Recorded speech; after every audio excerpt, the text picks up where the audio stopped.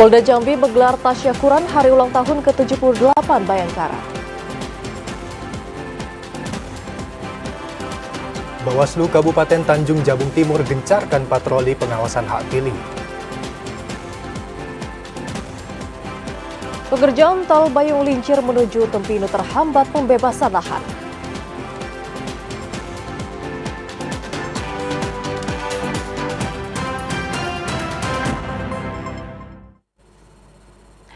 Selamat sore pemirsa, hari ini Senin 1 Juli 2024. Jambi hari ini hadir kembali menyapa Anda dengan beragam informasi aktual dari Provinsi Jambi. Ya, selain 3 berita utama tadi, redaksi kami juga telah menyiapkan sejumlah informasi penting dan menarik lainnya untuk Anda. Bersama saya Alhimni Raihan. Dan saya Fida Francisca, inilah Jambi hari ini selengkapnya.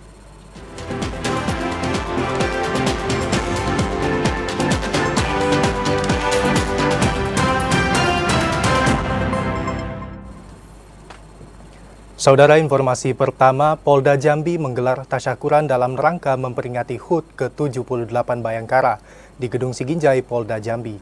Dalam kegiatan itu, Gubernur Jambi mengapresiasi kinerja Polri yang menjadikan anak suku anak dalam sebagai anggota polisi.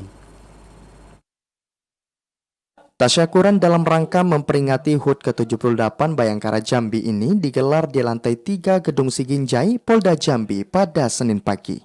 Kegiatan ini dihadiri oleh Gubernur Jambi Al-Haris, sejumlah pejabat daerah termasuk Kepala Stasiun Lembaga Penyiaran Publik TVRI Jambi, Herli Marjoni.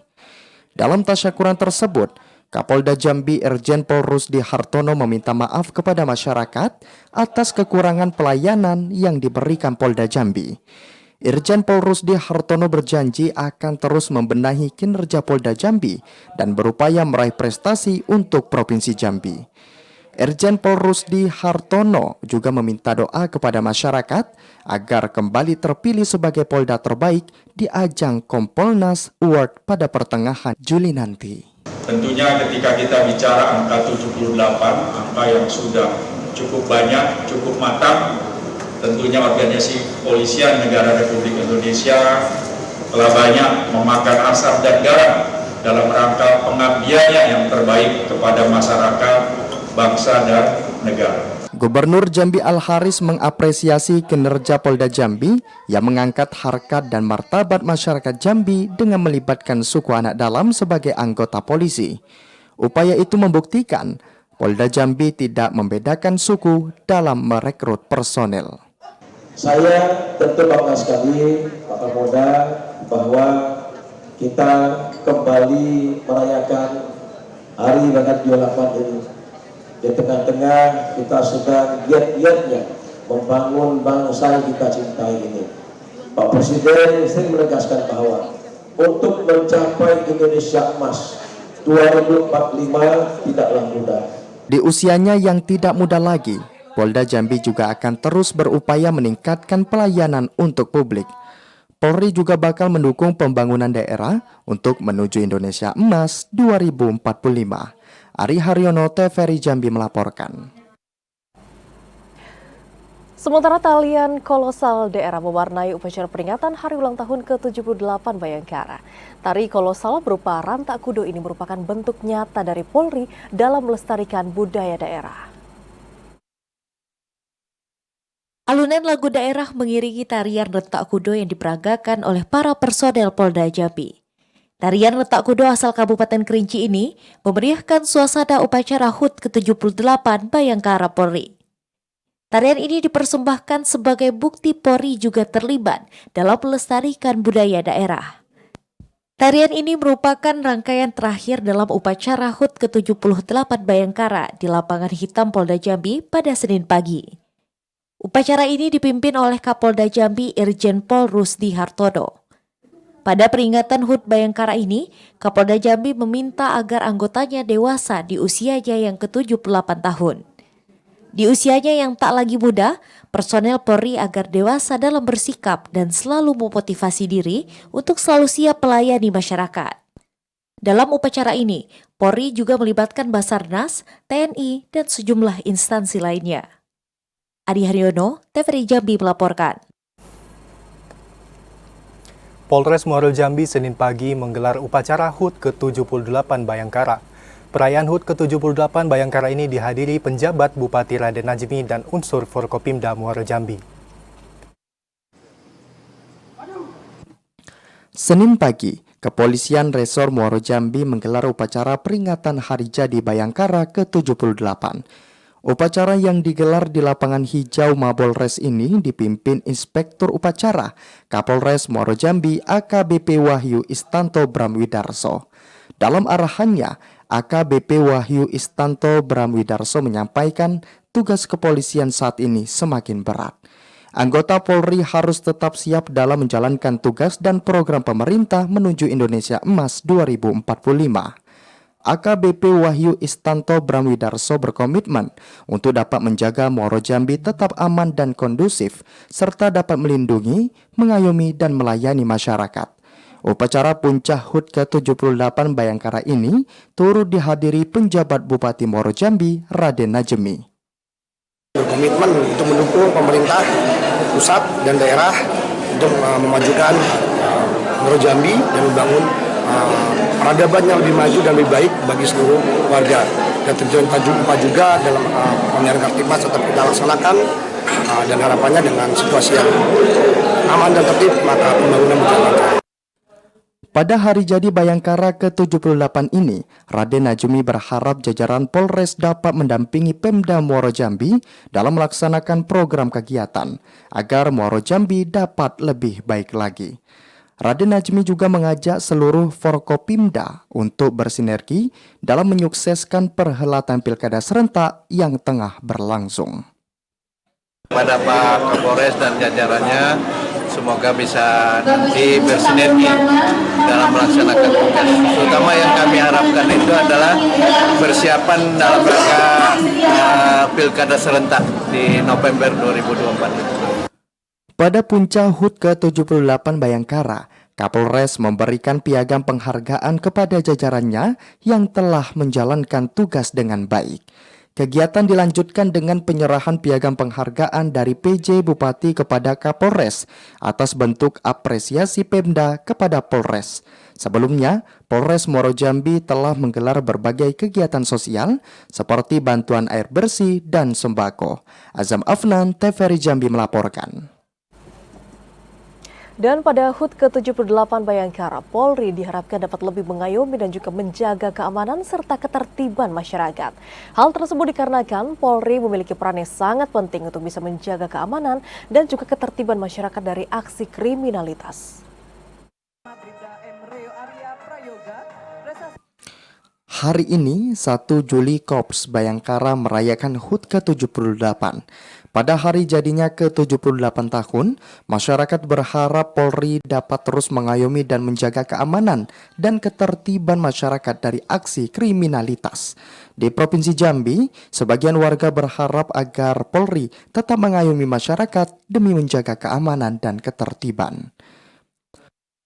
Adanya kerjasama antara pihak polisi dan kepolisian kepada masyarakat, ketertiban segala macamnya, dan untuk keamanan ketertiban itu yang paling utama bagi kami. Harapannya kami sebagai masyarakat adalah Polri dapat terus menjaga keamanan dan ketertiban di masyarakat sehingga kami sebagai masyarakat dapat terayomi. HUT ke-78 ini mengusung tema Polri Presisi, mendukung percepatan transformasi ekonomi yang inklusif dan berkelanjutan menuju Indonesia Emas 2045. Beberapa kegiatan telah dilangsungkan Polri selama penyelenggaraan HUT ke-78 Bayangkara, salah satunya bakti sosial, pengecekan kesehatan hingga olahraga bersama.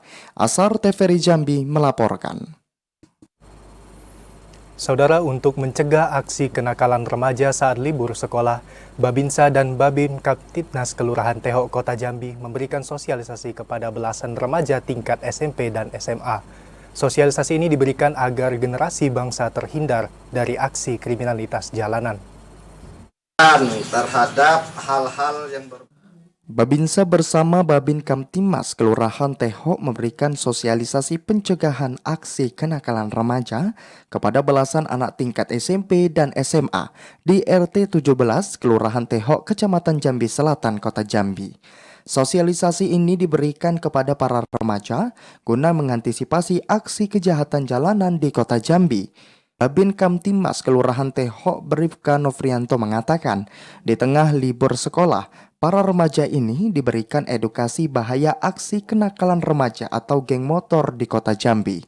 Sosialisasi ini sangat penting diberikan agar para remaja tersebut tidak ikut serta dari aksi kriminalitas dan diharapkan libur sekolah ini dapat diisi dengan kegiatan positif. Tujuannya untuk memberikan edukasi tentang aksi kenakalan remaja dan anak-anak remaja RT 17 agar terhindar dari pengaruh negatif aksi geng motor. Ini merupakan salah satu implementasi pembinaan masyarakat.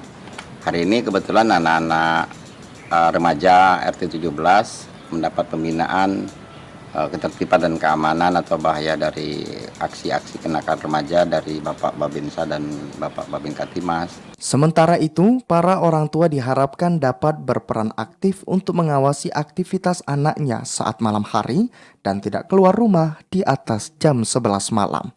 Asar, TVRI Jambi melaporkan. Saudara Panwascam Sarolangun mengawasi tahapan verifikasi faktual calon kepala daerah untuk jalur independen. Informasi selengkapnya setelah pariwara berikut ini. Tetaplah bersama kami.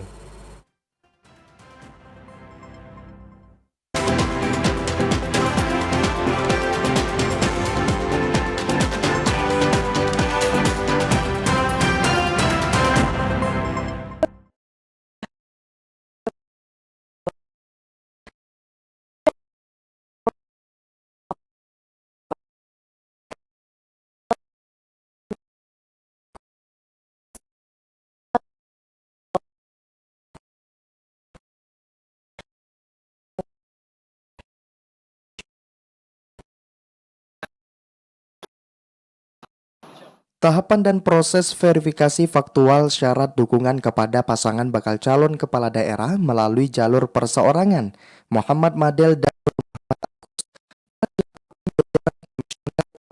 Sarolangun.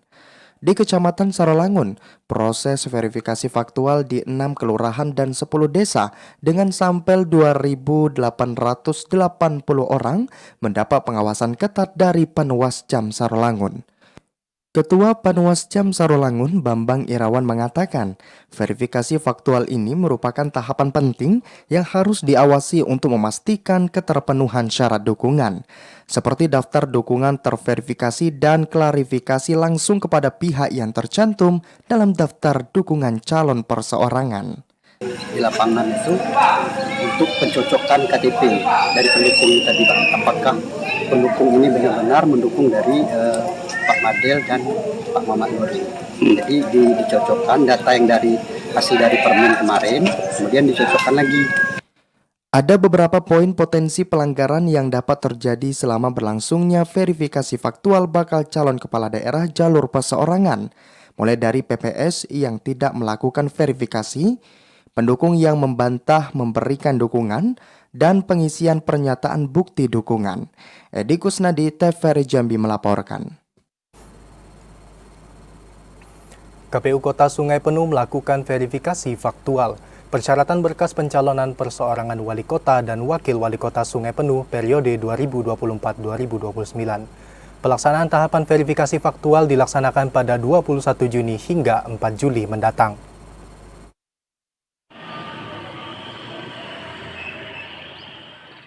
Sesuai dengan tahapan pilkada serentak, KPU Kota Sungai Penuh melaksanakan tahapan verifikasi faktual persyaratan berkas pencalonan perseorangan wali kota dan wakil wali kota Sungai Penuh periode 2024-2029.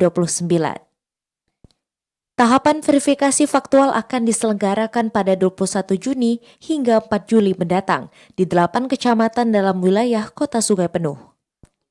Ketua KPU Kota Sungai Penuh Jumira Lestari mengatakan, syarat minimal dukungan calon perseorangan mencapai 7.260 dukungan.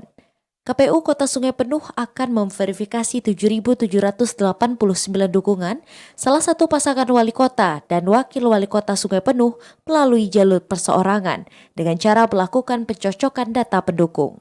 21 Juni 2024 mulai melakukan verifikasi faktual yang akan dilaksanakan sampai pada 4 Juli 2024 mendatang. Untuk dukungan yang memenuhi syarat bakal calon persoalan ini berjumlah 7.789. Jumira Lestari menambahkan, verifikasi faktual melibatkan seluruh anggota panitia pemilu desa, PPS, PPK, dan KPU Kota Sungai Penuh. Pahlan, TVRI Jambi melaporkan. Saudara, petugas Pantarlih diminta untuk lebih teliti dan juga cermat dalam melakukan coklit data pemilih Pilkada 2024. Upaya tersebut dilakukan untuk bisa menghindari kesalahan maupun juga potensi pelanggaran pada saat pelaksanaan pemungutan suara 27 November mendatang. KPU Provinsi Jambi terus melakukan berbagai tahapan pemilihan kepala daerah, gubernur dan wakil gubernur Jambi, wali kota dan wakil wali kota Jambi serentak tahun 2024. Salah satunya pemutakhiran data pemilih yang dilakukan oleh petugas Pantarlih yang saat ini masih berlangsung. Petugas Pantarlih diminta lebih teliti dan cermat dalam melakukan pencocokan dan penelitian coklit data pemilih Pilkada serentak tahun 2024. Upaya itu bertujuan untuk mengurangi potensi kesalahan atau pelanggaran saat pemungutan suara pada 27 November mendatang. Kalau misalnya namanya sudah sesuai pada form A yang kita berikan ke mereka, maka itu tinggal nanti diberikan tanda sesuai. Kalau tidak sesuai misalnya nama, nanti tinggal dilakukan sesuai. Termasuk juga terkait dengan pemilih-pemilih baru yang belum ada di dalam formulir model A. Nanti akan dimasukkan ke dalam pemilih baru. Coklit data pemilih Pilkada serentak tahun 2024 dilakukan selama 1 bulan. Petugas Pantarlih mulai bekerja pada 24 Juni hingga 24 Juli mendatang. Joko, TVRI Jambi melaporkan. Saudara, Bawaslu Kabupaten Tanjung Jabung Timur gencarkan patroli kawal hak pilih warga pada Pilkada 27 November mendatang. Patroli pengawasan kawal hak pilih merupakan tindak lanjut instruksi Bawaslu RI untuk melakukan pengawasan pemutakhiran data pemilih. Bawaslu Kabupaten Tanjung Jabung Timur segera menggencarkan patroli pengawasan kawal hak pilih. Upaya itu dilakukan untuk menyosialisasikan proses pemutakhiran data pemilih kepada masyarakat. Ketua Bawaslu Kabupaten Tanjung Jabung Timur Tarmuzi mengatakan, patroli pengawasan kawal hak pilih merupakan tindak lanjut instruksi Bawaslu RI untuk melakukan pengawasan pemutakhiran data pemilih. Saat ini ada 634 petugas pemutakhiran data pemilih Pantarlih yang sedang melakukan proses coklit dengan mendatangi rumah ke rumah untuk pemutakhiran data pemilih yang tersebar di 11 kecamatan dalam wilayah Kabupaten Tanjung Jabung Timur. Setiap desa dan kelurahan itu ada jajaran Bawaslu, yaitu Panwas Kelurahan Desa. Di situ Bapak Ibu ataupun masyarakat Kabupaten Tanjung Jabung Timur, jika nantinya Bapak Ibu belum didata atau belum masuk dalam daftar pemilih di Pilkada tahun 2024 ini, Bapak Ibu bisa melaporkan kepada Panwas Kelurahan Desa. Tarmuzi menambahkan, pihaknya saat ini masih fokus melakukan pengawasan melekat kepada Pantarlih untuk memastikan pelaksanaan tugasnya memenuhi prosedur yang telah ditetapkan. Rencananya patroli pengawasan kawal hak pilih akan mulai digencarkan pada 10 hari menjelang berakhirnya tahapan coklit, yakni pada 24 Juli 2024. Liva Fatria, TVRI Jambi melaporkan. Saudara, hasil pemilu 2024 akan menjadi acuan bagi partai politik untuk mengusung calon pada pilkada serentak di tahun ini. Seperti syarat dukungan calon yang diusung oleh partai politik minimal 20% kursi DPRD di tingkat kabupaten kota atau provinsi. Rangkaian pilkada 2024 telah berlangsung. Usai ditutupnya pendaftaran calon perseorangan atau independen, KPU akan membuka gelombang pendaftaran calon yang diusung oleh partai politik atau gabungan partai politik sebagai gubernur wakil gubernur, bupati wakil bupati, dan wali kota wakil wali kota. Syarat dukungan calon yang diusung partai politik minimal 20% kursi DPRD di tingkat kabupaten kota atau provinsi. Aturan tersebut tertuang pada pasal 40 Undang-Undang Nomor 10 Tahun 2016 tentang pemilihan gubernur, bupati, dan wali kota. Anggota KPU Provinsi Jambi Fahrul Rozi mengatakan, hasil pemilihan umum 14 Februari lalu menjadi acuan bagi partai politik untuk mengusung calon kepala daerah serentak tahun 2024. Sesuai dengan aturan, syarat minimal itu ketika kursi itu 20%, terus untuk hasil perolehan suara sah dari pemilu 2024 ini adalah 25%. Nah, perlu diketahui memang titik tekan kita adalah untuk mengusulkan calon kepala daerah ini adalah hasil pemilu 2024 ini. Ya, berapa jumlah kursi di DPRD provinsi partai politik yang memperoleh hasil pada pemilu 2024. Untuk pendaftaran calon kepala daerah yang diusung partai politik, baik di tingkat kabupaten kota atau provinsi akan dilaksanakan pada akhir Agustus 2024. Untuk pelaksanaan kampanye akan dilaksanakan pada September hingga November 2024. Yogi Ramadhani, TVRI Jambi melaporkan.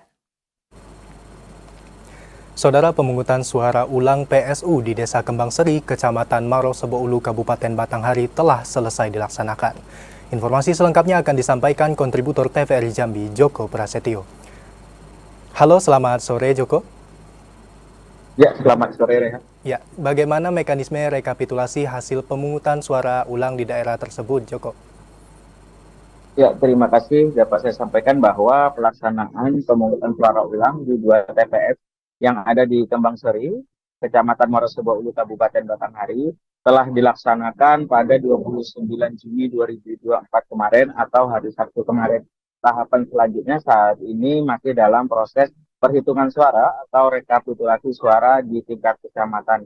Terkait dengan ini juga KPU Provinsi Jambi masih menggunakan mekanisme yang sama dengan pemilihan legislatif pada 2024 yang dilaksanakan pada 14 Februari kemarin, yakni dengan menggunakan rekapitulasi berjenjang.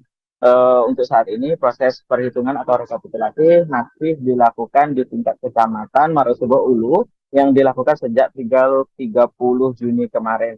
Saat ini nantinya akan dilanjutkan ke tingkat Kabupaten Batanghari yang baru akan dilaksanakan pada tanggal 3 Juli mendatang. Selanjutnya juga terus dilaksanakan di tingkat Provinsi Jambi yang baru akan dilaksanakan pada tanggal 6 Juli 2024 mendatang.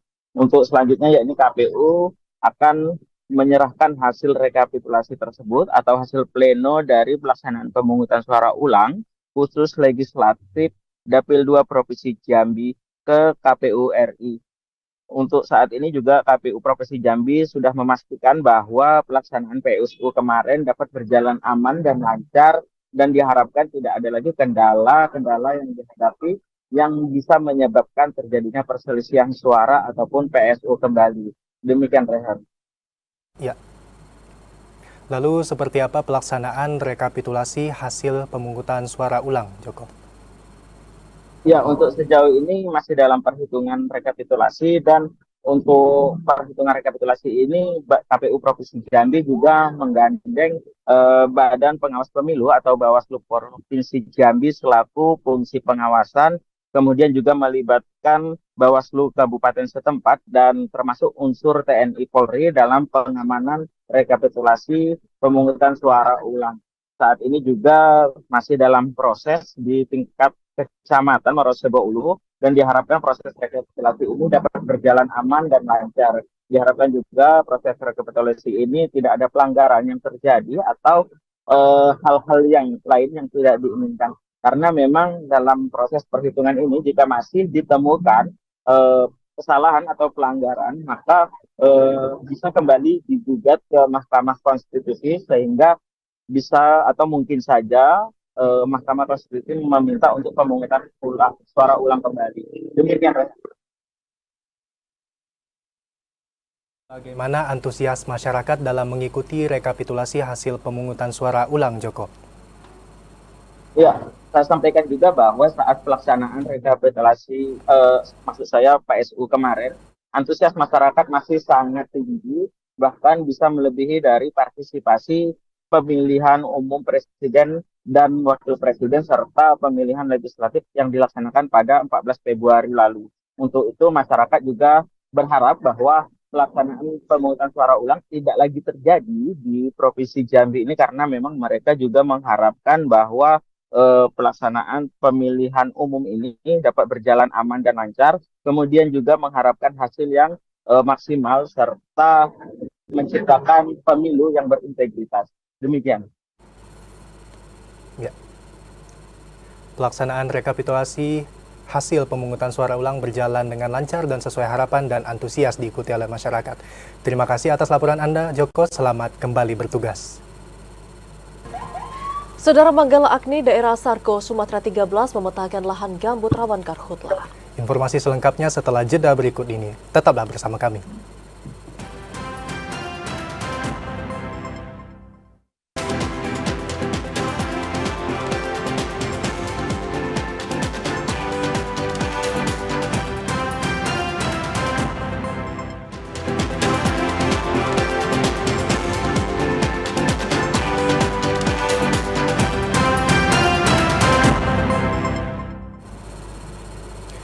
Terima kasih Anda masih bersama kami dalam Jambi hari ini.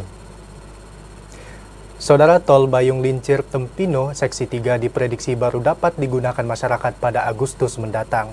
Hal itu dikarenakan adanya permasalahan pembebasan lahan yang belum diselesaikan di lokasi pengerjaan. Pengerjaan proyek jalan tol Bayung Lincir Tempino Seksi 3 hingga saat ini masih dalam pekerjaan petugas BPJN wilayah Jambi. Pengerjaan sejumlah infrastruktur tersebut terus dikerjakan petugas untuk mempercepat penyelesaian jalan tol lintas provinsi. Kepala BPJN Jambi Ibnu Kurniawan mengatakan, saat ini proses pekerjaan infrastruktur jalan tol telah mencapai 86%. Meski ada progres signifikan, namun target penyelesaian yang dijadwalkan pada Juni 2024 terpaksa diundur. Diundurnya target penyelesaian infrastruktur jalan tol itu dikarenakan adanya permasalahan pembebasan lahan yang belum diselesaikan di sejumlah area pekerjaan jalan tol. Pembangunan jalan tol Bayung Lincir Tempino akan membantu masyarakat dalam menempuh perjalanan melalui jalur darat. Nantinya masyarakat hanya memerlukan waktu tempuh sekitar 4 jam menuju Provinsi Sumatera Selatan. Asyar, TVRI Jambi melaporkan. Saudara Manggala Agni, daerah operasi Sarko, Sumatera 13 memetakan daerah yang rawan karhutla di beberapa kecamatan dan juga desa, terutama untuk wilayah lahan gambut. Karena pada saat musim kemarau tiba, ada kecenderungan masyarakat membuka lahan dengan cara dibakar. Lebih dari 99% kebakaran hutan dan lahan terjadi akibat kesengajaan, baik yang dilakukan perorangan maupun korporasi.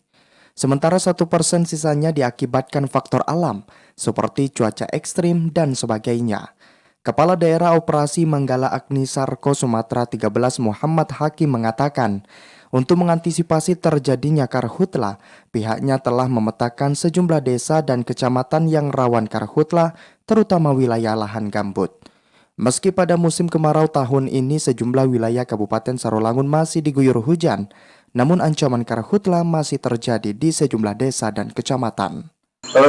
Kalau desa itu relatif dinamis, tetapi kita tekankan kalau untuk hotspot, data-data hotspot, biasanya itu Madiangin, Pau, Batin 8. Termasuk juga Sarolangun, karena Sarolangun kita anggap rawan karena kita punya gambut dengan air hitam, dengan Pau yang punya gambut. Itu yang kita carekan di situ, karena gambut itu kalau sudah terbakar, tidak sebentar penanganannya.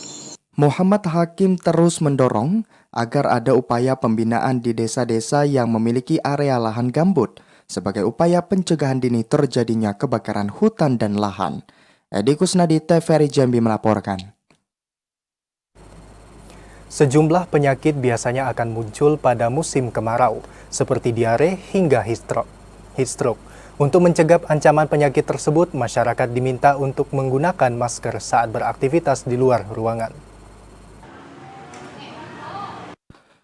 Wilayah Kabupaten Muaro Jambi telah memasuki musim kemarau. Udara yang kering dan berdebu saat musim kemarau membuat sejumlah penyakit rentan menyerang tubuh. Tak hanya iritasi mata, cuaca panas dan berdebu juga menyebabkan dehidrasi, diare, heat stroke, dan infeksi saluran pernapasan. Untuk mencegah ancaman penyakit tersebut, masyarakat diimbau untuk menggunakan masker saat beraktivitas di luar ruangan. Apabila penyakit ini tidak dapat ditangani dengan benar, maka rentan menyebabkan komplikasi lanjut. Sarana untuk mengantisipasi peningkatan kasus waspadaan kemarau itu terjaga dengan baik, dan obat-obatan yang ada hubungannya dengan penanganan kasus-kasus ini juga tersedia dengan cukup. Selain mengurangi aktivitas di luar ruangan, masyarakat juga diimbau untuk selalu berperilaku hidup bersih dan sehat. Azam Afnan, TVRI Jambi melaporkan. Saudara, hingga saat ini ada 20 desa di Kabupaten Matahari yang warganya masih melakukan buang air sembarangan atau open defecation free. Dan pada tahun ini, pemerintah Kabupaten Matahari menargetkan setiap desa dan juga kelurahan di 8 kecamatan telah 100% ODV. Aktivitas masyarakat di pinggir sungai yang kerap membuang air besar sembarangan kini masih ditemukan di sejumlah wilayah, kelurahan, dan desa di Kabupaten Batanghari. Hal ini dibuktikan dari 120 desa kelurahan yang ada, masih terdapat 20 desa belum bebas ODF. Kepala Bidang Kesehatan Masyarakat Dinas Kesehatan Batanghari, Sari Yuli Andarini mengatakan, pihaknya terus berupaya untuk menuntaskan stop buang air besar sembarangan dengan memberdayakan petugas kesehatan yang ada di puskesmas untuk melakukan sosialisasi langsung ke tengah masyarakat, serta mengupayakan kepemilikan jamban sehat di setiap rumah penduduk. Pemerintah juga akan tetap bekerja sama dengan pihak berwenang di setiap desa untuk secara perlahan merubah pola pikir masyarakat dengan tidak melakukan buang air besar sembarangan. Pemkab menargetkan di tahun 2024 ini, setiap wilayah desa kelurahan di 8 kecamatan sudah 100% ODF. Ade Juniawan, TVRI Jambi melaporkan. Jamaah Haji Tebo dijadwalkan tiba di tanah air pada 22 Juli 2024. Informasi selengkapnya, saudara, kami hadirkan usai jeda sesaat lagi.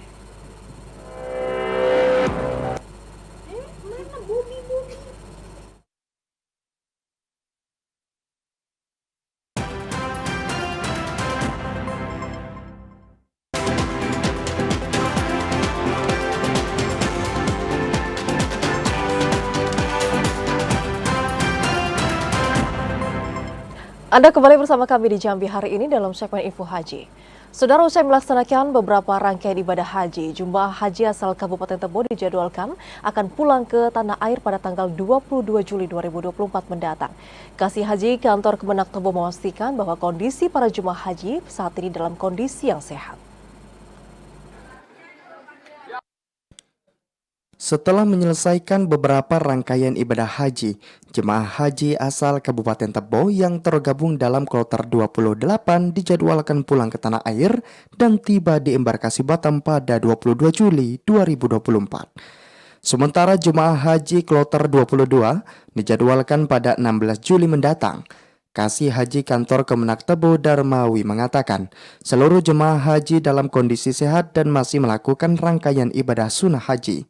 Hingga saat ini, belum ada perubahan jadwal kepulangan seluruh jemaah haji asal Kabupaten Tebo.